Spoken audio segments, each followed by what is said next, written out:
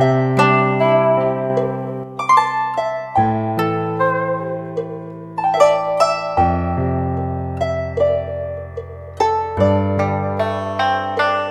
biết đủ thì hạnh phúc tròn đầy, học chấp nhận để sống an vui mỗi ngày. Trong cuộc sống hiện đại đầy bộn bề lo toan, khi mà những giá trị vật chất và danh vọng thường chi phối tâm trí chúng ta, việc tìm kiếm hạnh phúc dường như trở thành một hành trình dài vô tận. Chúng ta thường đuổi theo những điều xa xỉ, so sánh mình với người khác và để cho những mong mỏi không ngừng nghỉ chiếm lĩnh trái tim. Tuy nhiên, trong sâu thẳm, mỗi người trong chúng ta đều khao khát một điều giản dị, hạnh phúc thật sự. Đức Phật đã từng dạy rằng, tâm biết đủ thì hạnh phúc tròn đầy. Và lời dạy ấy vẫn văng vẳng bên tai chúng ta qua từng năm tháng. Bài pháp này sẽ dẫn dắt bạn vào hành trình khám phá sức mạnh của tâm biết đủ, nơi mà bạn có thể tìm thấy niềm vui trong từng khoảnh khắc của cuộc sống. Ngay cả khi mọi thứ xung quanh không hoàn hảo, chúng ta sẽ cùng nhau khám phá cách học chấp nhận, không chỉ để giảm bớt những áp lực thường nhật, mà còn để sống an vui hơn mỗi ngày. Bằng cách mở lòng và để cho tâm hồn mình lắng đọng, chúng ta sẽ thấy rằng hạnh phúc không nằm ở những gì ta sở hữu, mà chính là sự bình an trong chính tâm trí của mình. Hãy cùng nhau bước vào không gian của bài pháp này để tìm hiểu sâu sắc hơn về mối liên hệ giữa tâm biết đủ và hạnh phúc, và khám phá cách mà sự chấp nhận có thể giúp chúng ta sống an vui hơn trong từng giây phút của cuộc đời.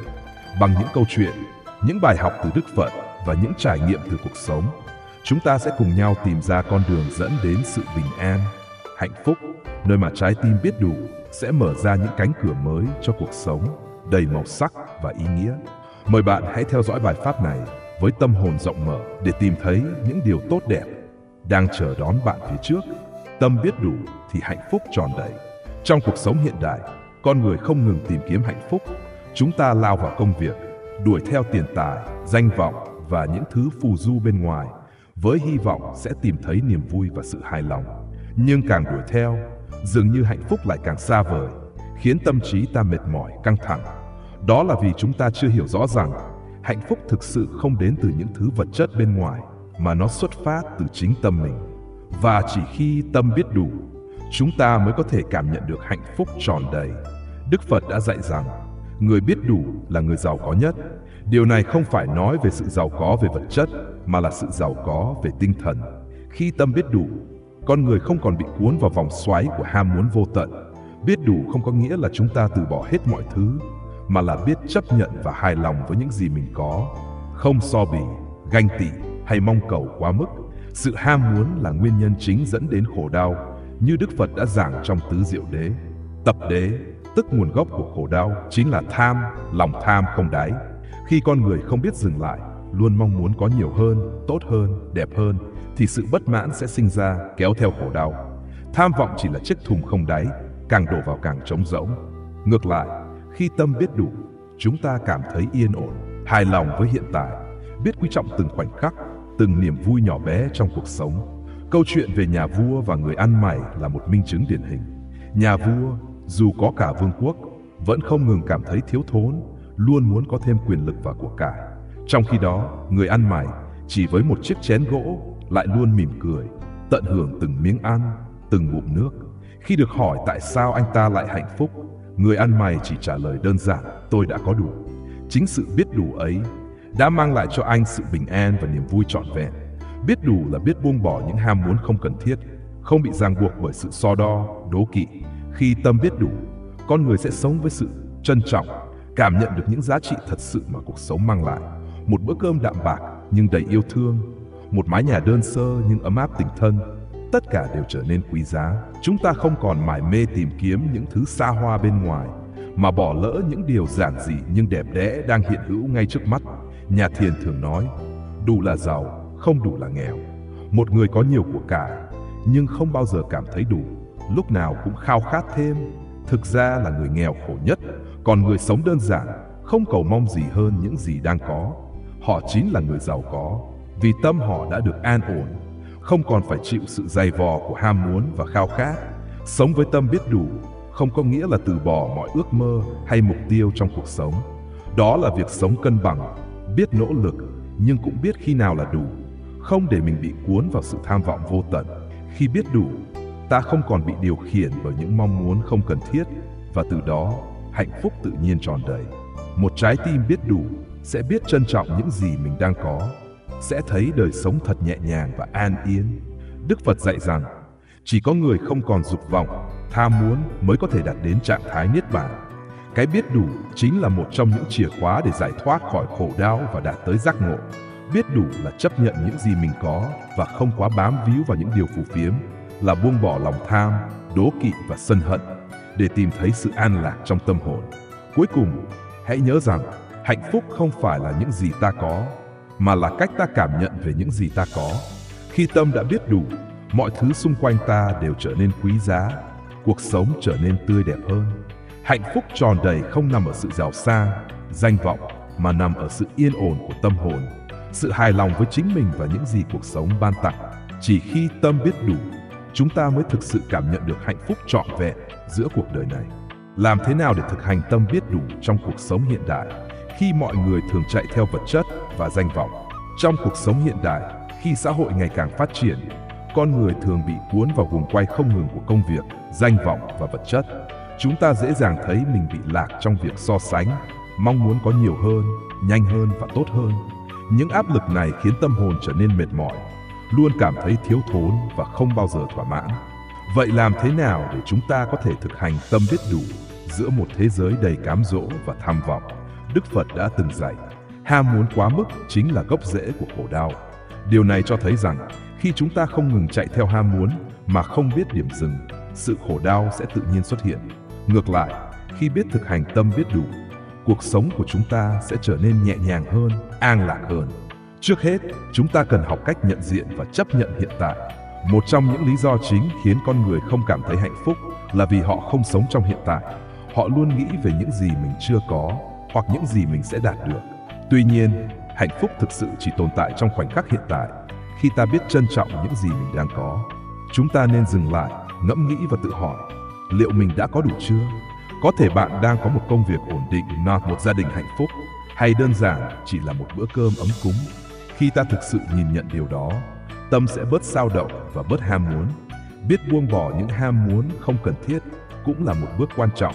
Trong thời đại mà xã hội coi trọng sự thành công và giàu có, việc so sánh với người khác là điều dễ gặp phải. Nhưng Đức Phật từng nói, không có sự giàu sang nào có thể so sánh với lòng biết đủ. Mỗi khi cảm thấy mình thiếu thốn, hãy dừng lại và tự hỏi, điều mình đang mong muốn có thực sự cần thiết hay không? Khi hiểu rằng sự mong muốn không có giới hạn và luôn thay đổi, chúng ta sẽ dễ dàng buông bỏ những ham muốn không cần thiết. Ví dụ, thay vì mua sắm thêm quần áo mới, chỉ vì thấy bạn bè có những bộ đồ hợp thời, hãy tự hỏi, mình có thực sự cần không? Bộ quần áo mình đang mặc vẫn còn tốt, vẫn đủ dùng, phải không? Sự thực hành lòng biết ơn cũng là chìa khóa quan trọng. Khi tâm trí bị cuốn vào những gì chúng ta chưa có, ta quên đi việc trân trọng những điều đang hiện hữu. Hãy dành thời gian mỗi ngày để suy nghĩ về những điều mình biết ơn trong cuộc sống. Đó có thể là sức khỏe tốt, một gia đình yêu thương, hay thậm chí là một buổi sáng bình yên. Khi tập trung vào những điều mình biết ơn, ta sẽ thấy rằng cuộc sống của mình không thiếu thốn như ta tưởng. Lòng biết ơn chính là nền tảng để xây dựng tâm biết đủ. Một câu chuyện về nhà sư trong làng có thể giúp chúng ta hiểu rõ hơn về giá trị của lòng biết đủ. Nhà sư này sống đơn giản trong một căn phòng nhỏ, chỉ với vài món đồ cần thiết cho cuộc sống hàng ngày. Mỗi ngày, ông đều ngồi thiền, chăm sóc vườn cây và nhận của cúng dường từ những người dân làng. Một lần, có người hỏi, tại sao ngài lại sống nghèo khó như vậy? Ngài không mong muốn có một cuộc sống tốt hơn sao? Nhà sư chỉ cười và trả lời, ta không nghèo, ta có đủ những gì ta cần. Những thứ ta có đã khiến ta hài lòng.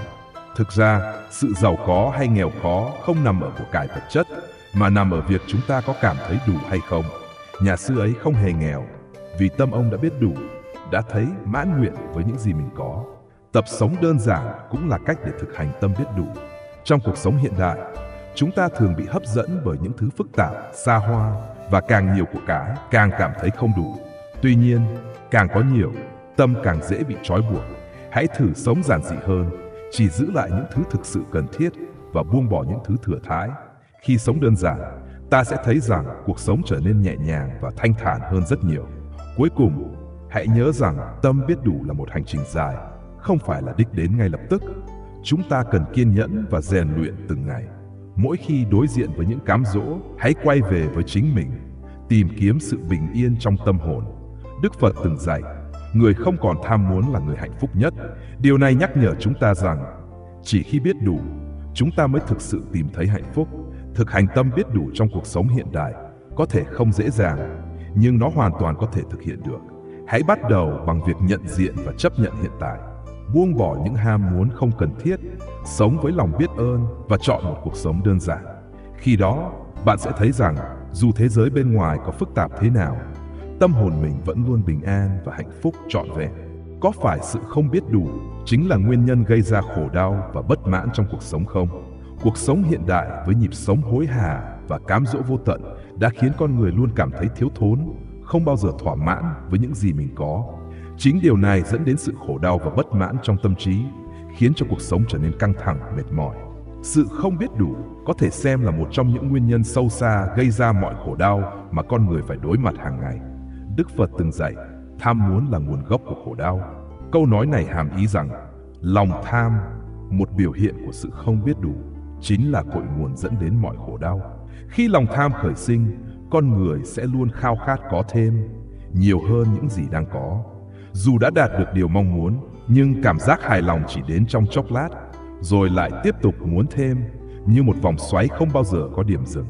Sự không biết đủ khiến tâm trí con người bị chìm đắm trong sự so sánh, ganh đua. Chúng ta thường nhìn vào những gì người khác có mà cảm thấy mình thiệt thòi, không đủ đầy. Đôi khi, chúng ta quên mất rằng mỗi người đều có một con đường riêng, một cuộc sống riêng, và những gì người khác đạt được chưa chắc phù hợp với ta. Câu chuyện về hai anh em nhà nọ là một minh chứng cho điều này. Người anh cả, dù đã có một căn nhà khang trang, một công việc ổn định, nhưng vẫn luôn ganh tị với người em. Người em thì có một cuộc sống đơn giản, nhưng luôn mỉm cười, cảm thấy đủ đầy với những gì mình có. Người anh sống trong sự không biết đủ, lúc nào cũng cảm thấy thiếu thốn và bất mãn, trong khi người em sống với lòng biết đủ, tâm luôn an vui, không bị sự ham muốn chi phối. Sự không biết đủ cũng là nguyên nhân gây ra những mâu thuẫn, đổ vỡ trong các mối quan hệ. Khi chúng ta không biết đủ, ta dễ dàng cảm thấy không hài lòng với những người xung quanh. Chúng ta đòi hỏi người khác phải đáp ứng những mong muốn vô lý của mình, khiến cho mối quan hệ trở nên căng thẳng và xa cách. Một người vợ mong chồng phải kiếm tiền nhiều hơn, một người cha kỳ vọng con mình phải thành công hơn người khác. Tất cả đều bắt nguồn từ sự không biết đủ. Khi lòng tham, sự mong cầu vượt quá khả năng thực tế, chúng ta không chỉ tự gây khổ đau cho chính mình, mà còn tạo ra áp lực, mâu thuẫn cho những người mình yêu thương. Đức Phật đã chỉ ra rằng, sự không biết đủ là gốc rễ của sân hận, đau khổ và bất mãn. Khi chúng ta không đạt được điều mình mong muốn, sự sân hận, ganh ghét sẽ nảy sinh. Chúng ta tức giận khi người khác có nhiều hơn mình, khi mình không đạt được điều mà mình mong đợi. Điều này không chỉ làm tổn thương tâm hồn mà còn khiến cuộc sống trở nên nặng nề, mệt mỏi. Ngược lại, nếu biết dừng lại, chấp nhận thực tại và biết đủ với những gì mình đang có, tâm hồn sẽ trở nên nhẹ nhàng hơn, bình an hơn. Hãy nhìn vào thiên nhiên để thấy sự bình yên của lòng biết đủ. Một dòng sông không đòi hỏi phải chảy nhanh hơn hay sâu hơn. Nó cứ thế trôi êm ả theo dòng chảy của mình, tận hưởng từng phút giây mình được hiện diện. Một cái cây không so bì với những cây khác về độ cao, độ lớn, mà chỉ đơn giản là sống và phát triển theo khả năng của mình. Con người cũng vậy, khi biết sống trong sự giản dị, biết đủ, chúng ta sẽ tìm thấy hạnh phúc trong chính những điều nhỏ nhặt, bình dị xung quanh. Một câu chuyện khác về vị vua và nhà hiền triết có thể giúp làm sáng tỏ thêm. Vị vua nọ, dù đã có cả vương quốc trong tay, vẫn không cảm thấy thỏa mãn, lúc nào cũng lo lắng, khao khát có thêm quyền lực và của cải.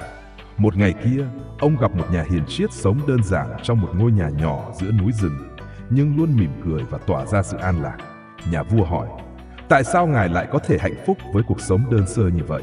Nhà hiền triết đáp, tôi hạnh phúc không phải vì tôi có ít, mà vì tôi biết đủ. Qua câu chuyện này, chúng ta có thể thấy rõ rằng hạnh phúc không nằm ở số lượng tài sản mà chúng ta sở hữu, mà nằm ở tâm thế của chúng ta khi đối diện với những điều đó. Vậy làm sao để chúng ta có thể vượt qua sự không biết đủ? Trước hết, hãy thực hành lòng biết ơn. Hãy dành thời gian để trân trọng những gì bạn đang có, thay vì luôn nhìn vào những gì bạn chưa có. Hãy nhớ rằng, hạnh phúc thực sự không nằm ở những gì bạn đạt được, mà ở cách bạn cảm nhận về chúng. Tiếp theo, hãy học cách buông bỏ những mong cầu không cần thiết. Khi biết buông bỏ, Tâm trí sẽ trở nên nhẹ nhàng hơn, không còn bị trói buộc bởi những điều phù phiếm bên ngoài. Cuối cùng, hãy nhớ rằng, sự biết đủ không có nghĩa là từ bỏ ước mơ, mà là biết khi nào dừng lại, biết hài lòng với hiện tại. Khi chúng ta biết đủ, chúng ta không còn bị cuốn vào vòng xoáy của tham vọng vô tận, tâm trí trở nên an lạc hơn, cuộc sống trở nên bình yên hơn. Đức Phật đã khẳng định rằng, người không còn tham muốn là người giàu có nhất. Điều này nhắc nhở chúng ta rằng, chỉ khi biết đủ, chúng ta mới thực sự tìm thấy hạnh phúc trọn vẹn giữa cuộc đời này. Thế nên, sự không biết đủ chính là nguyên nhân sâu xa gây ra mọi khổ đau, bất mãn trong cuộc sống.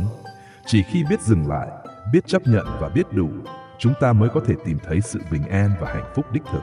Phật giáo giải thích ra sao về mối liên hệ giữa tâm biết đủ và hạnh phúc thật sự. Trong cuộc sống, ai cũng khao khát hạnh phúc, nhưng không phải ai cũng biết cách tìm được hạnh phúc đích thực. Thường thì con người lầm tưởng rằng hạnh phúc đến từ việc sở hữu nhiều hơn, đạt được nhiều hơn, nhiều tiền bạc, nhiều quyền lực, nhiều danh tiếng. Tuy nhiên, Phật giáo lại dạy rằng hạnh phúc thật sự không đến từ bên ngoài, mà xuất phát từ bên trong tâm hồn, từ việc ta biết đủ. Mối liên hệ giữa tâm biết đủ và hạnh phúc thật sự trong Phật giáo là một bài học sâu sắc về sự buông bỏ ham muốn và sống an lạc trong từng khoảnh khắc hiện tại. Đức Phật từng nói, không có sự giàu sang nào hơn lòng biết đủ.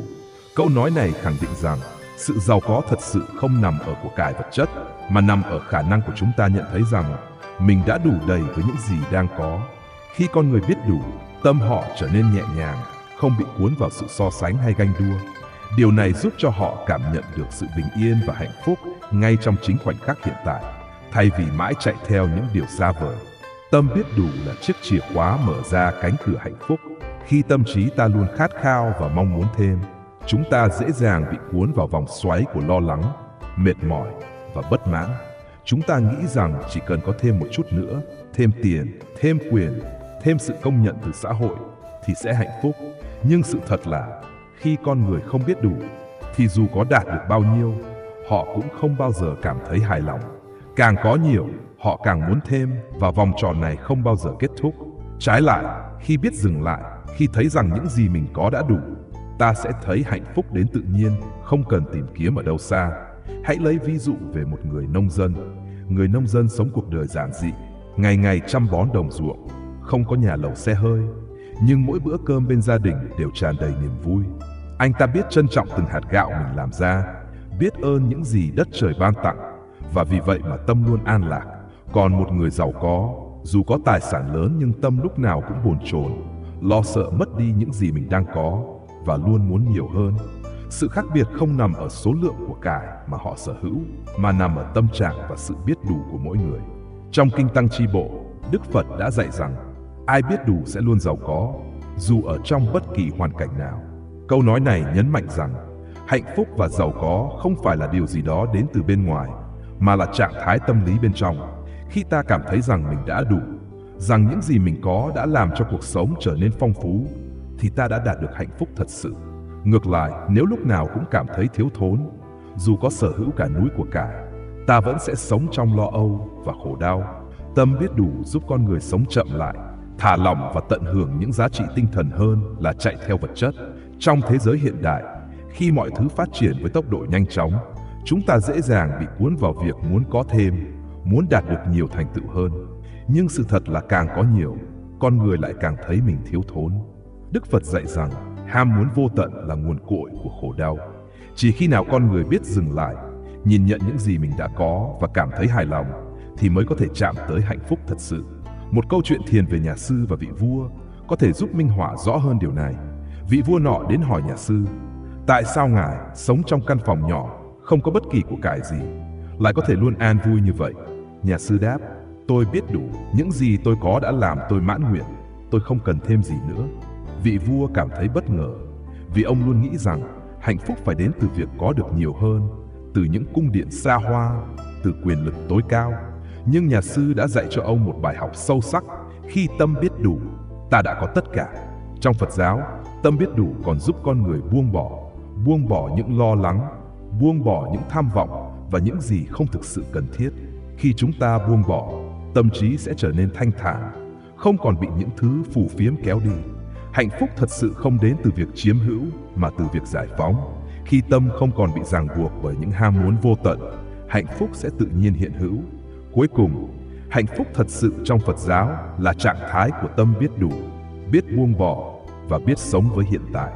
Đức Phật đã chỉ ra rằng khổ đau chỉ tồn tại khi tâm chúng ta bị chi phối bởi những ham muốn không ngừng. Ngược lại, khi chúng ta nhận ra rằng mình đã đủ, tâm hồn sẽ trở nên an lạc, không còn bị xao động bởi những cám dỗ bên ngoài. Khi ấy, ta sẽ thấy rằng hạnh phúc thật sự không phải là thứ cần phải tìm kiếm, mà là thứ đã tồn tại trong mỗi người, chỉ chờ ta nhận ra và sống với nó. Tóm lại, tâm biết đủ và hạnh phúc thật sự có mối liên hệ mật thiết với nhau. Khi ta biết đủ, hạnh phúc sẽ đến từ sự bình an trong chính tâm hồn, không cần phải chạy theo vật chất hay danh vọng. Và đó chính là bài học sâu sắc mà Phật giáo mang đến cho chúng ta.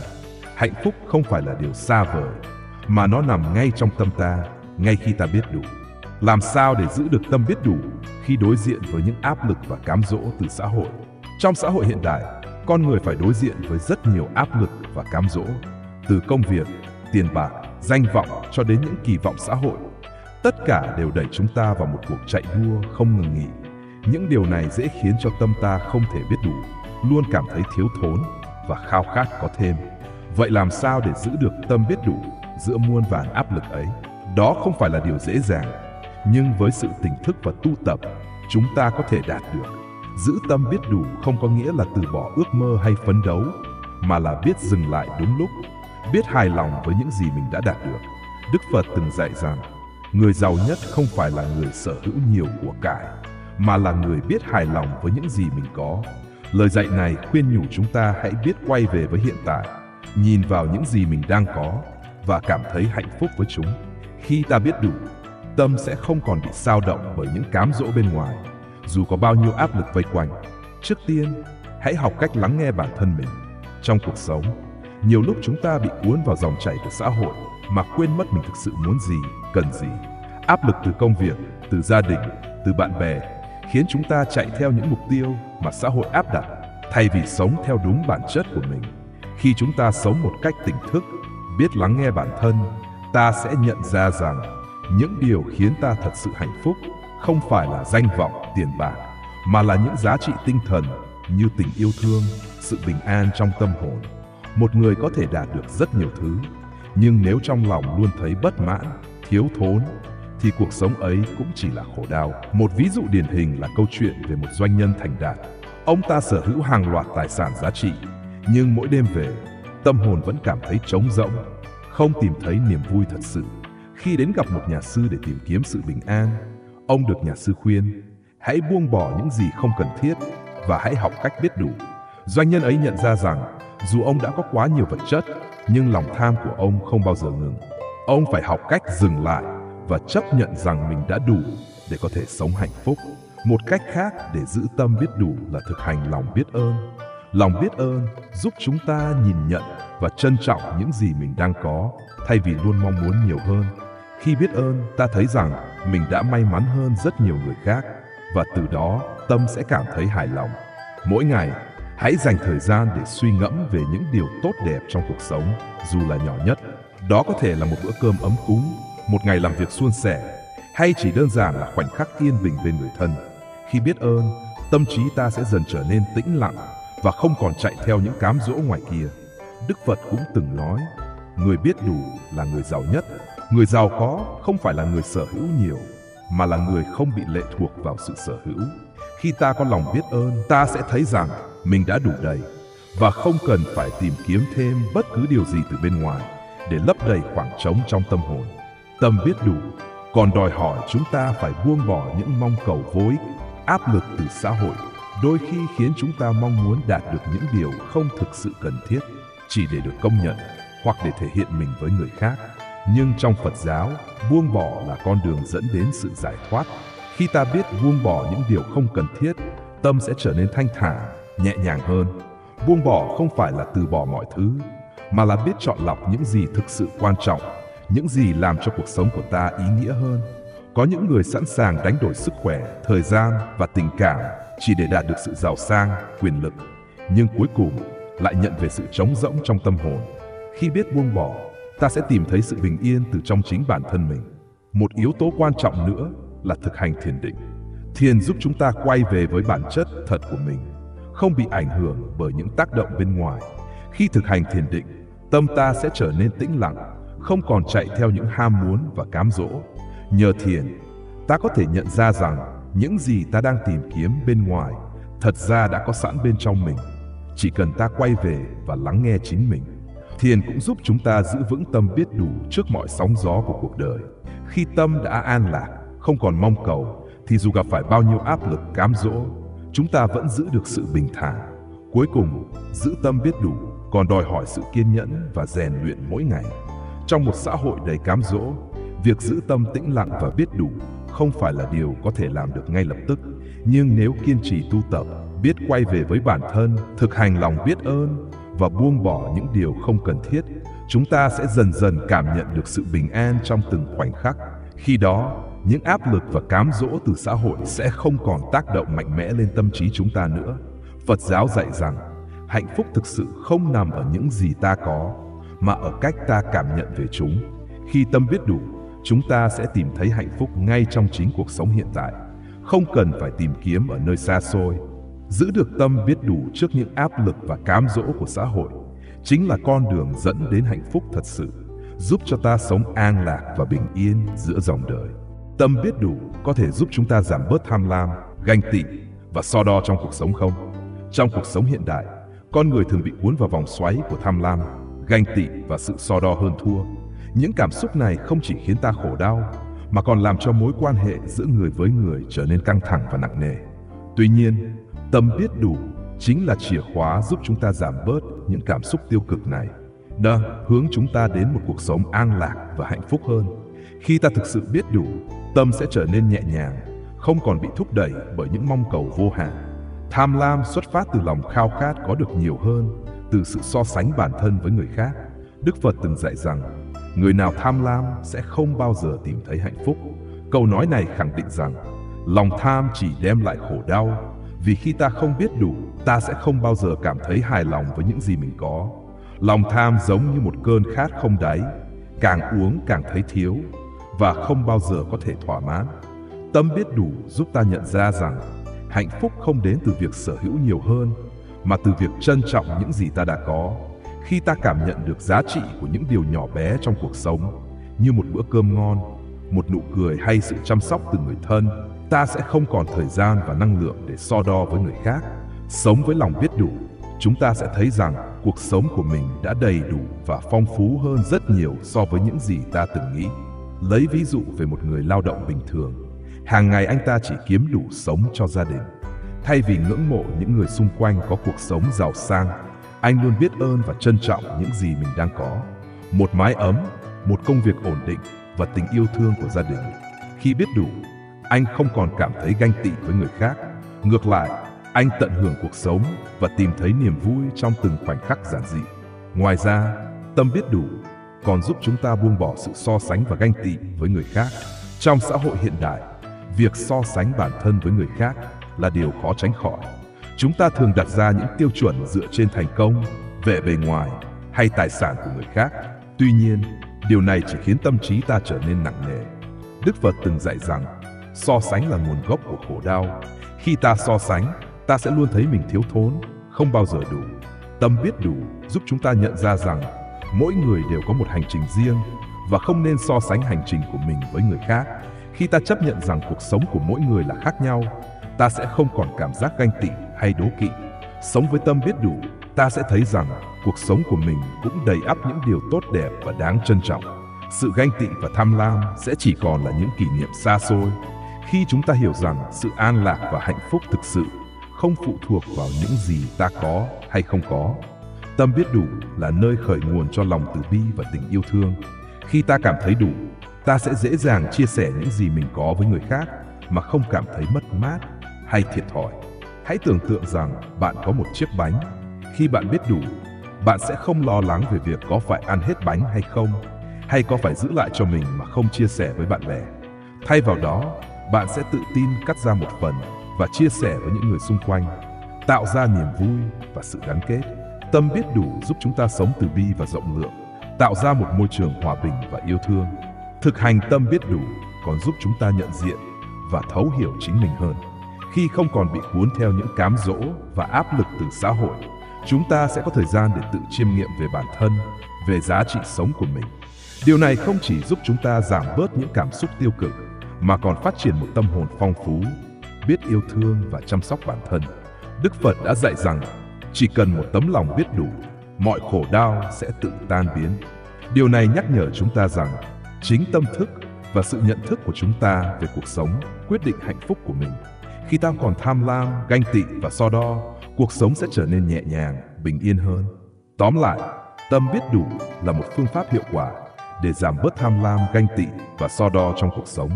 Khi ta biết đủ, chúng ta sẽ học được cách sống hạnh phúc và trọn vẹn với những gì mình có, không còn cảm giác thiếu thốn hay khổ đau.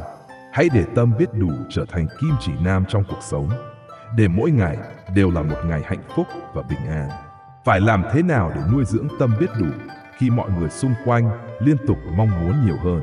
Trong xã hội hiện đại, sự thúc ép để luôn có nhiều hơn là điều không thể tránh khỏi. Xung quanh ta, mọi người thường đua nhau với những ước mơ lớn lao, những khao khát không ngừng nghỉ về vật chất, địa vị và danh vọng. Dù trong công việc, cuộc sống hàng ngày hay thậm chí trong các mối quan hệ, người ta thường bị cuốn vào vòng xoáy của sự cạnh tranh và so đo. Trong bối cảnh đó, việc nuôi dưỡng tâm biết đủ trở thành một thách thức lớn, nhưng không phải là điều không thể thực hiện.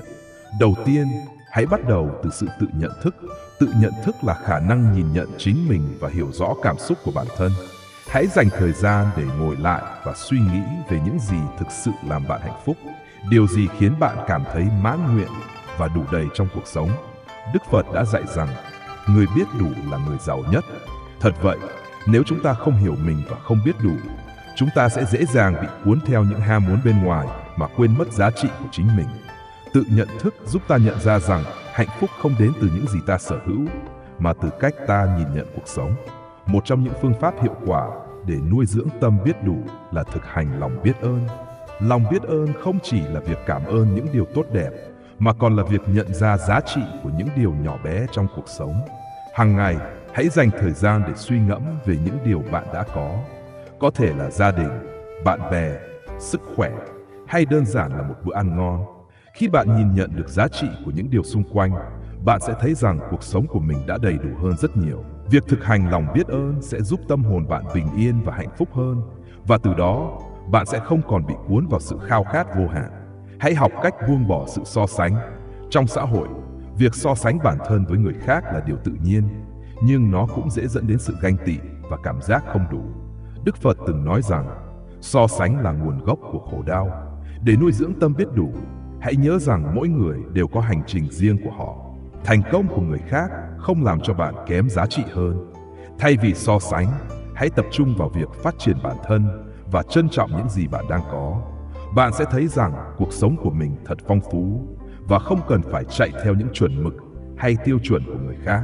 Tìm kiếm sự kết nối với thiên nhiên và những điều đơn giản xung quanh cũng là cách tuyệt vời để nuôi dưỡng tâm biết đủ. Khi bạn dành thời gian hòa mình vào thiên nhiên, cảm nhận vẻ đẹp của hoa cỏ, ánh nắng hay những cơn gió nhẹ, bạn sẽ nhận ra rằng cuộc sống này thật tuyệt vời và bạn không cần phải có quá nhiều thứ để cảm thấy hạnh phúc. Thiên nhiên là một nguồn cảm hứng lớn, giúp tâm hồn bạn tĩnh lặng, nhẹ nhàng hơn. Đức Phật từng tìm thấy sự bình an trong thiên nhiên, và đó cũng là nơi bạn có thể nuôi dưỡng tâm biết đủ. Đừng quên rằng, việc nuôi dưỡng tâm biết đủ cần thời gian và sự kiên nhẫn. Trong một thế giới đầy cám dỗ và áp lực, không ai có thể ngay lập tức thay đổi cách suy nghĩ của mình. Bạn sẽ gặp phải những ngày khó khăn, những lúc cảm thấy mình thiếu thốn khi so sánh với người khác. Nhưng hãy nhớ rằng, sự thay đổi lớn bắt đầu từ những bước nhỏ. Mỗi ngày, hãy dành ít phút để tập trung vào những gì bạn biết đủ và nhắc nhở bản thân rằng bạn đang sống trong một cuộc đời đầy đủ và phong phú. Cuối cùng, hãy bao quanh mình bằng những người tích cực, những người cũng hiểu và trân trọng giá trị của tâm biết đủ. Khi bạn ở bên cạnh những người sống lạc quan, biết đủ, họ sẽ truyền cảm hứng cho bạn. Họ sẽ giúp bạn nhìn nhận mọi thứ một cách khác biệt, và từ đó, bạn cũng sẽ dễ dàng hơn trong việc nuôi dưỡng tâm biết đủ. Cộng đồng tích cực có thể là một nguồn động lực mạnh mẽ, giúp bạn giữ vững quyết tâm và tạo dựng một cuộc sống hạnh phúc. Tóm lại, nuôi dưỡng tâm biết đủ trong một xã hội đầy áp lực là một hành trình. Bằng cách thực hành tự nhận thức, lòng biết ơn, buông bỏ sự so sánh, tìm kiếm sự kết nối với thiên nhiên và bao quanh mình với những người tích cực, chúng ta có thể tạo ra một không gian an lành cho tâm hồn mình. Khi đó, tâm biết đủ sẽ trở thành nguồn năng lượng tích cực, giúp chúng ta sống hạnh phúc và an lạc giữa những khao khát vô tận xung quanh. Học chấp nhận có nghĩa là gì và tại sao nó lại quan trọng trong cuộc sống hàng ngày? Trong cuộc sống, chúng ta thường phải đối mặt với nhiều tình huống mà không theo ý muốn của mình. Những điều bất ngờ, những khó khăn hay thậm chí là những mất mát luôn là một phần không thể thiếu của cuộc sống. Vậy, học chấp nhận có nghĩa là gì? Đó là khả năng nhìn nhận và đối diện với thực tế một cách bình thản, không chống cự hay phản kháng. Học chấp nhận không có nghĩa là từ bỏ hay cam chịu, mà là việc ta thấu hiểu và đối diện với sự thật, từ đó tìm ra cách để thích ứng và tiến bước. Trong tư tưởng Phật giáo, chấp nhận được xem là một trong những yếu tố quan trọng giúp con người giảm bớt khổ đau. Đức Phật đã từng dạy rằng, khổ đau là một phần của cuộc sống. Sự thật này không thể thay đổi, nhưng cách chúng ta đối diện với nó mới chính là điều quan trọng. Khi ta học cách chấp nhận, ta sẽ giảm bớt sự kháng cự và đau khổ. Chấp nhận thực tế là bước đầu tiên để giải phóng bản thân khỏi những suy nghĩ tiêu cực, từ đó mở ra một con đường mới để tiếp cận với hạnh phúc. Tại sao học chấp nhận lại quan trọng trong cuộc sống hàng ngày? Bởi vì trong mỗi chúng ta có những ước mơ và khao khát riêng, nhưng cuộc sống thì lại không bao giờ như ý. Có thể bạn đã lên kế hoạch cho một dự án, nhưng vì lý do nào đó, nó không diễn ra như mong đợi. Hoặc bạn có thể mất đi một người thân yêu và cảm thấy đau đớn. Nếu không học cách chấp nhận, những thất vọng này sẽ kéo bạn vào vòng xoáy của nỗi buồn, sự tức giận và có thể là cảm giác bất lực. Khi học chấp nhận, bạn sẽ không còn cảm thấy ngợp trong những tình huống khó khăn. Thay vì tìm cách chạy trốn hay đổ lỗi cho hoàn cảnh, bạn sẽ tìm ra những bài học quý giá từ những gì đang xảy ra. Chẳng hạn, khi đối diện với thất bại trong công việc, thay vì trách móc bản thân hay người khác, bạn có thể chấp nhận sự thật rằng không phải lúc nào mọi thứ cũng suôn sẻ. Từ đó, bạn có thể nhìn nhận những sai sót và học hỏi từ chúng để tiến bộ hơn trong tương lai. Chấp nhận cũng giúp bạn xây dựng mối quan hệ tốt hơn với người khác. Khi ta học cách chấp nhận con người và tính cách của nhau, ta sẽ giảm bớt sự kỳ vọng. Điều này có thể giúp các mối quan hệ trở nên nhẹ nhàng hơn. Khi bạn không kỳ vọng quá nhiều vào người khác, bạn sẽ dễ dàng hơn trong việc tha thứ và bỏ qua những lỗi lầm. Đức Phật đã dạy rằng mỗi người đều đang trên con đường tu tập của riêng mình. Khi bạn hiểu điều này, bạn sẽ thấy rằng không ai hoàn hảo và ai cũng có những khó khăn riêng. Chấp nhận chính là chìa khóa để xây dựng sự đồng cảm và tình thương giữa người với người. Hơn nữa, chấp nhận còn giúp ta phát triển bản thân. Khi bạn chấp nhận những điều mình không thể thay đổi, bạn sẽ có thêm thời gian và năng lượng để tập trung vào những gì mình có thể thay đổi. Thay vì lãng phí tâm trí vào những điều ngoài tầm kiểm soát, bạn có thể dành thời gian phát triển kỹ năng, nâng cao kiến thức hoặc cải thiện bản thân. Chấp nhận không phải là đầu hàng, mà là một sự khôn ngoan trong việc lựa chọn những điều xứng đáng để đầu tư tâm sức. Cuối cùng, học chấp nhận còn giúp chúng ta tìm thấy bình an trong tâm hồn. Khi bạn chấp nhận cuộc sống với tất cả những điều bất ngờ và khó khăn, bạn sẽ cảm thấy nhẹ nhàng hơn. Tâm trí bạn không còn bị nặng nề bởi những suy nghĩ về những gì không thể thay đổi. Bạn sẽ dễ dàng hơn trong việc sống trong hiện tại và tận hưởng những khoảnh khắc đẹp đẽ mà cuộc sống mang lại. Hãy nhớ rằng, học chấp nhận là một hành trình, không phải là điểm đến. Chấp nhận không phải lúc nào cũng dễ dàng, nhưng đó là bước đầu tiên để mở ra cánh cửa hạnh phúc và bình an trong cuộc sống. Khi chúng ta biết chấp nhận, chúng ta không chỉ giúp bản thân mà còn giúp cho những người xung quanh trở nên an lạc hơn. Và như Đức Phật đã dạy, hạnh phúc bắt đầu từ chính tâm hồn bạn. Khi ta chấp nhận, ta sẽ thấy rằng cuộc sống trở nên tươi đẹp và đầy ý nghĩa hơn. Chấp nhận có phải là từ bỏ mong muốn hay ước mơ không? Làm thế nào để phân biệt giữa chấp nhận và khuất phục? Trong hành trình sống của mỗi người, chúng ta thường xuyên phải đối mặt với những ước mơ và mong muốn. Những khát khao này là động lực thúc đẩy chúng ta vươn lên, phát triển bản thân và theo đuổi cuộc sống tốt đẹp hơn. Thế nhưng, khi gặp phải những thử thách và trở ngại, câu hỏi đặt ra là chấp nhận có phải là từ bỏ mong muốn hay ước mơ không? Đây là một câu hỏi sâu sắc và đáng suy ngẫm. Chấp nhận không phải là từ bỏ. Khi bạn chấp nhận một điều gì đó, bạn không nhất thiết phải từ bỏ những ước mơ hay khát vọng của mình. Thực tế, chấp nhận là một hành động thông minh, cho phép bạn nhận thức rõ ràng về tình huống hiện tại mà không bị cuốn vào những cảm xúc tiêu cực. Đức Phật từng dạy rằng, người khôn ngoan là người biết chấp nhận sự thật. Khi bạn chấp nhận hiện tại, bạn sẽ có thể nhìn nhận rõ hơn những gì cần thay đổi để đạt được ước mơ của mình. Chẳng hạn, khi bạn thất bại trong một dự án, chấp nhận thất bại đó không có nghĩa là bạn từ bỏ mong muốn thành công. Ngược lại, bạn hiểu rằng đó là một phần của hành trình, và từ thất bại, bạn có thể học hỏi và trưởng thành hơn. Việc nhận thức về những trở ngại trong hiện tại sẽ giúp bạn định hướng lại con đường đạt được ước mơ của mình. Vậy, làm thế nào để phân biệt giữa chấp nhận và khuất phục? Sự khác biệt chủ yếu nằm ở cách mà bạn tiếp cận và phản ứng với tình huống. Khuất phục thường mang theo cảm giác đầu hàng, bất lực, trong khi chấp nhận là một hành động chủ động. Khi bạn khuất phục, bạn có thể cảm thấy rằng không còn gì để làm, bạn bỏ cuộc và chấp nhận thực tế mà không tìm kiếm giải pháp. Ngược lại, khi bạn chấp nhận, bạn vẫn duy trì sự quyết tâm và khả năng thay đổi bản thân. Chẳng hạn, trong một mối quan hệ không hạnh phúc, nếu bạn khuất phục, bạn có thể sống trong sự chấp nhận thụ động, không dám thay đổi hay cải thiện tình hình. Nhưng nếu bạn chấp nhận thực tế, bạn sẽ nhận ra những điều bạn cần làm để cải thiện, hoặc thậm chí đưa ra quyết định rời bỏ mối quan hệ đó, nếu điều đó là cần thiết cho hạnh phúc của bạn. Một cách đơn giản để phân biệt giữa hai khái niệm này là nhìn vào cảm xúc mà chúng ta trải qua. Khi bạn chấp nhận, bạn sẽ cảm thấy bình an hơn, tâm trí của bạn sẽ nhẹ nhàng hơn. Bạn có thể nhìn nhận mọi thứ một cách thực tế và tìm ra cách giải quyết. Còn khi khuất phục, bạn có thể cảm thấy nặng nề, bị ràng buộc và không có lựa chọn nào khác ngoài việc chịu đựng. Chấp nhận còn giúp bạn phát triển sự kiên cường. Khi bạn biết cách chấp nhận những điều không thể thay đổi, bạn sẽ có thêm sức mạnh để đứng dậy và tiếp tục chiến đấu cho những gì mình muốn. Điều này không có nghĩa là bạn bỏ qua những ước mơ hay khao khát của mình, mà là bạn học cách để tiếp tục đi trên con đường của mình với một tâm thái vững vàng hơn. Bạn sẽ nhận ra rằng mỗi bước đi, dù là nhỏ bé, đều là một phần của hành trình lớn lao.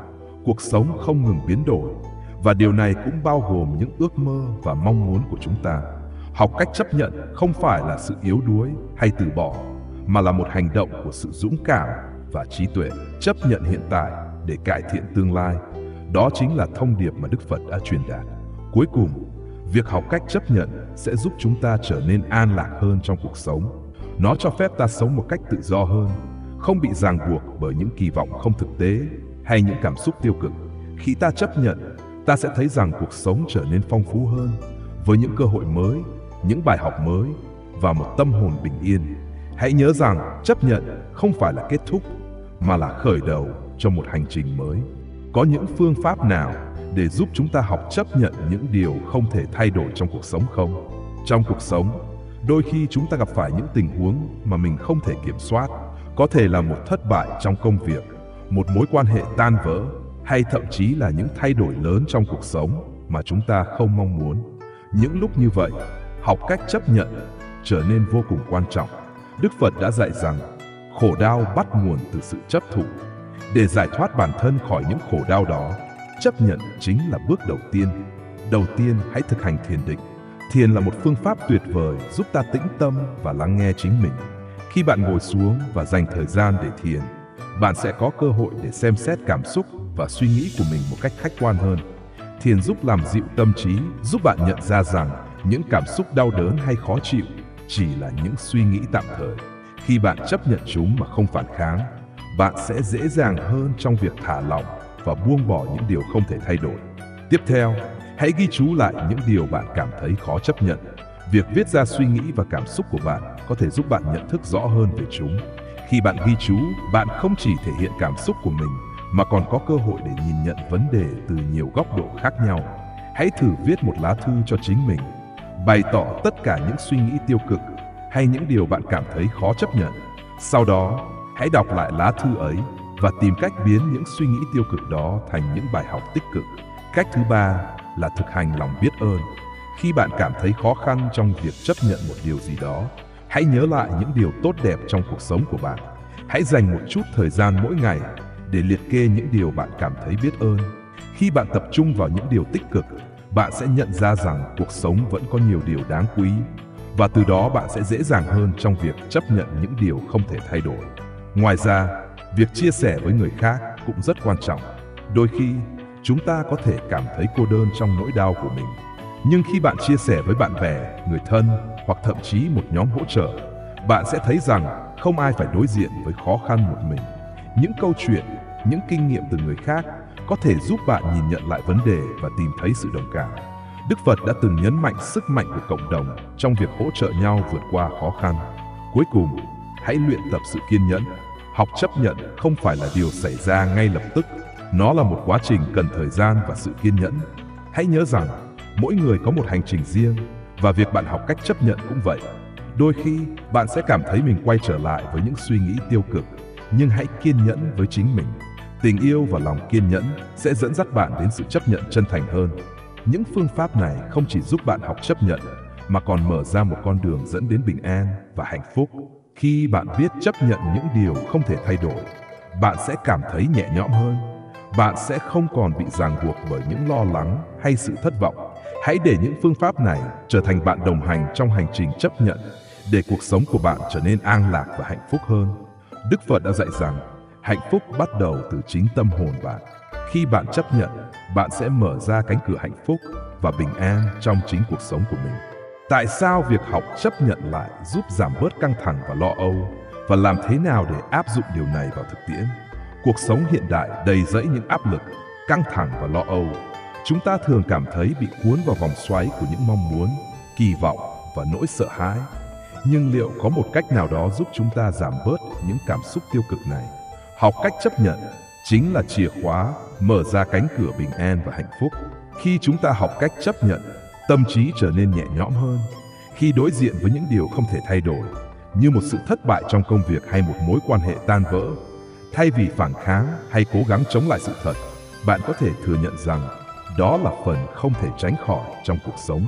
Đức Phật đã dạy rằng, chấp nhận là bước đầu tiên trên con đường giải thoát. Khi bạn chấp nhận, bạn không còn phải lãng phí năng lượng cho những suy nghĩ tiêu cực, mà thay vào đó, bạn có thể tập trung vào việc tìm ra giải pháp và cách tiến về phía trước.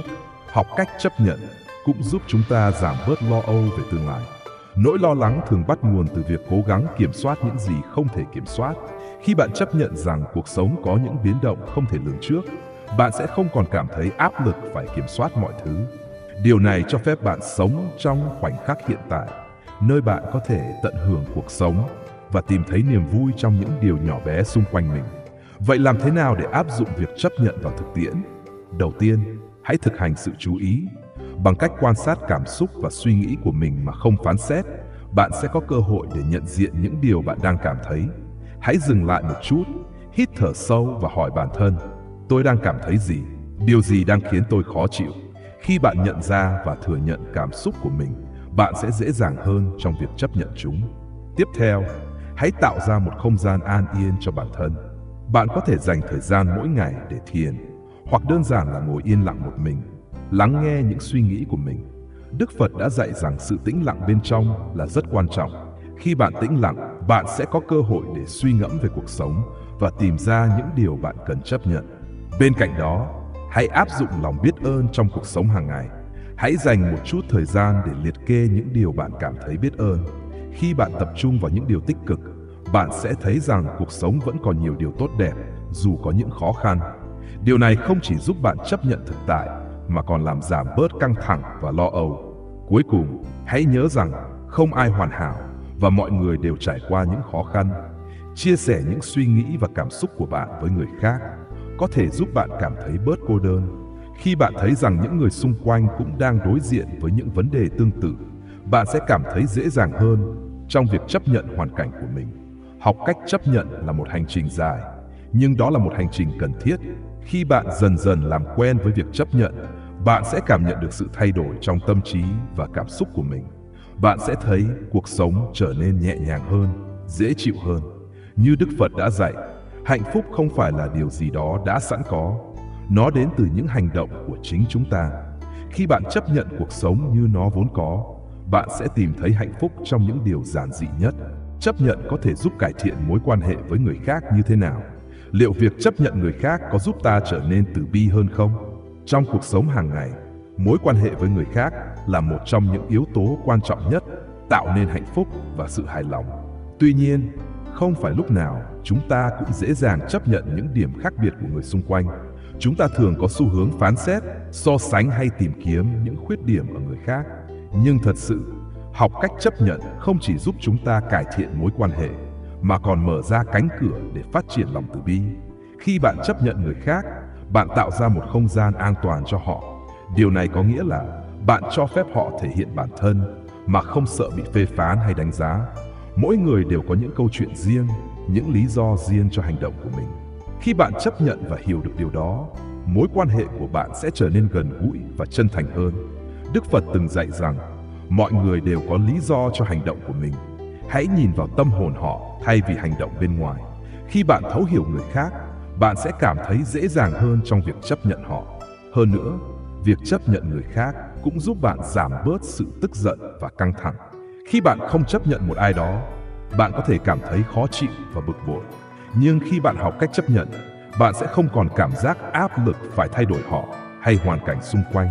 Thay vào đó, bạn sẽ cảm thấy bình an trong tâm hồn. Điều này sẽ giúp cải thiện mối quan hệ của bạn với người khác, vì bạn sẽ không còn mang trong mình những cảm xúc tiêu cực mà có thể gây ra sự xa cách. Việc chấp nhận cũng đồng nghĩa với việc bạn phát triển lòng từ bi. Khi bạn nhìn nhận rằng mỗi người đều có những khó khăn và thử thách riêng, bạn sẽ cảm thấy đồng cảm hơn với họ. Điều này sẽ giúp bạn trở nên tử tế và từ bi hơn. Đức Phật đã dạy rằng, lòng từ bi bắt nguồn từ sự thấu hiểu. Khi bạn chấp nhận người khác như họ vốn có, bạn sẽ bắt đầu phát triển một trái tim rộng mở, sẵn sàng chia sẻ và hỗ trợ những người xung quanh. Chấp nhận không có nghĩa là thỏa hiệp với những hành vi không đúng mực. Nó chỉ đơn thuần là chấp nhận thực tại như nó vốn có, mà không để cảm xúc tiêu cực chi phối bạn. Khi bạn chấp nhận một ai đó, bạn vẫn có thể bày tỏ ý kiến của mình một cách tôn trọng và lịch sự. Điều này giúp tạo ra một môi trường giao tiếp cởi mở, nơi cả hai bên đều cảm thấy thoải mái khi chia sẻ suy nghĩ và cảm xúc của mình. Cuối cùng, hãy nhớ rằng sự chấp nhận là một hành trình. Nó không phải là điều xảy ra ngay lập tức, mà là một quá trình học hỏi và trưởng thành. Khi bạn thực hành chấp nhận trong mối quan hệ với người khác, bạn sẽ thấy mình ngày càng trở nên từ bi hơn. Những trải nghiệm và bài học từ việc chấp nhận sẽ giúp bạn nuôi dưỡng lòng từ bi và sự cảm thông trong lòng, không chỉ với người khác mà còn với chính bản thân mình. Học cách chấp nhận không chỉ cải thiện mối quan hệ mà còn dẫn dắt bạn đến một cuộc sống tràn đầy yêu thương và bình an. Như Đức Phật đã nói, tình yêu thương và lòng từ bi là con đường duy nhất dẫn đến hạnh phúc. Khi bạn chấp nhận người khác, bạn không chỉ mở ra cho họ một con đường dẫn đến hạnh phúc, mà còn là một con đường dẫn đến hạnh phúc cho chính bản thân bạn.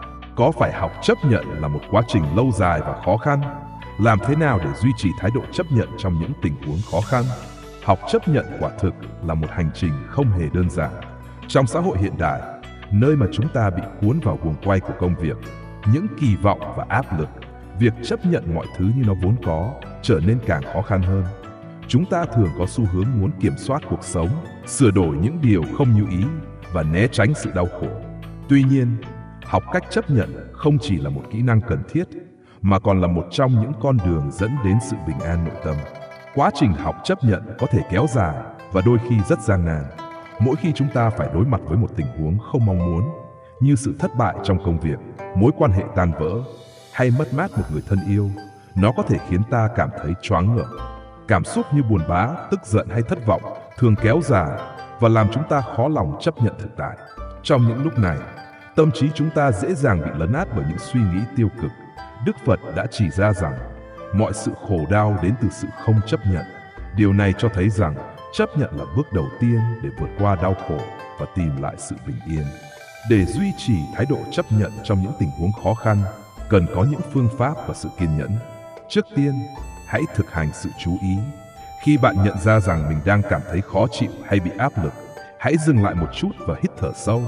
Hãy chú ý đến cảm xúc của mình mà không phán xét. Cách này giúp bạn nhìn nhận tình huống một cách khách quan hơn, từ đó dễ dàng chấp nhận nó. Đức Phật đã dạy rằng sự chú ý là chiếc chìa khóa để mở ra cánh cửa hiểu biết. Thứ hai, hãy tập trung vào những điều tích cực. Mỗi khi bạn cảm thấy mình bị chìm trong cảm giác tiêu cực, hãy nhắc nhở bản thân về những điều bạn vẫn còn biết ơn. Có thể là một người bạn thân, một khoảnh khắc hạnh phúc trong quá khứ, hay thậm chí là một điều nhỏ bé như một bữa ăn ngon. Khi bạn tập trung vào những điều tích cực, tâm trí bạn sẽ trở nên nhẹ nhàng hơn.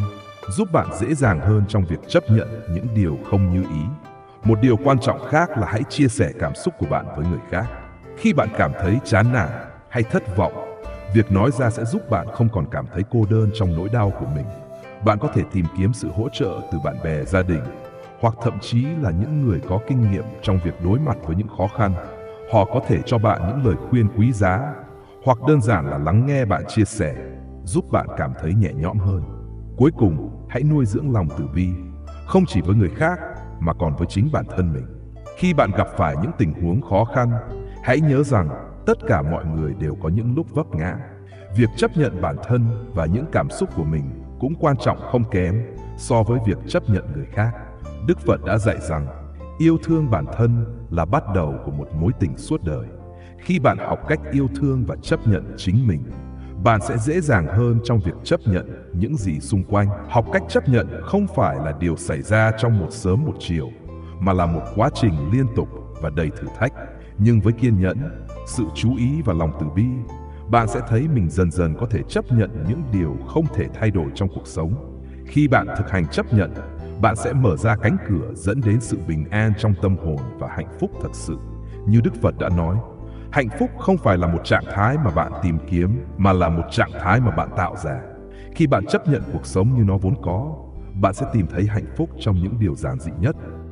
Khi chúng ta đã cùng nhau khám phá những ý nghĩa sâu sắc của việc tâm biết đủ và cách học chấp nhận trong cuộc sống, hy vọng rằng bạn đã cảm nhận được ánh sáng của hạnh phúc và sự bình an trong từng khoảnh khắc hiện hữu. Hạnh phúc không phải là một đích đến mà chúng ta phải chạy đuổi, mà là một hành trình mà mỗi người có thể trải nghiệm ngay tại đây, ngay lúc này, thông qua những sự lựa chọn và thái độ của mình. Chúng ta sống trong một thế giới đầy thách thức, nhưng chính những khó khăn ấy lại là cơ hội để rèn luyện tâm trí, để nhận ra giá trị của sự đủ đầy trong cuộc sống. Hãy để lòng biết đủ dẫn lối cho bạn, giúp bạn chấp nhận và yêu thương cuộc sống, bản thân mình và những người xung quanh. Khi bạn thực hành điều này, bạn sẽ mở ra một chân trời mới, nơi hạnh phúc thật sự chờ đón bạn. Để có thể lan tỏa thông điệp ý nghĩa này đến nhiều người hơn, chúng tôi rất mong bạn sẽ chia sẻ bài pháp này với bạn bè, người thân hoặc bất kỳ ai mà bạn nghĩ có thể cần một nguồn cảm hứng để sống an vui hơn.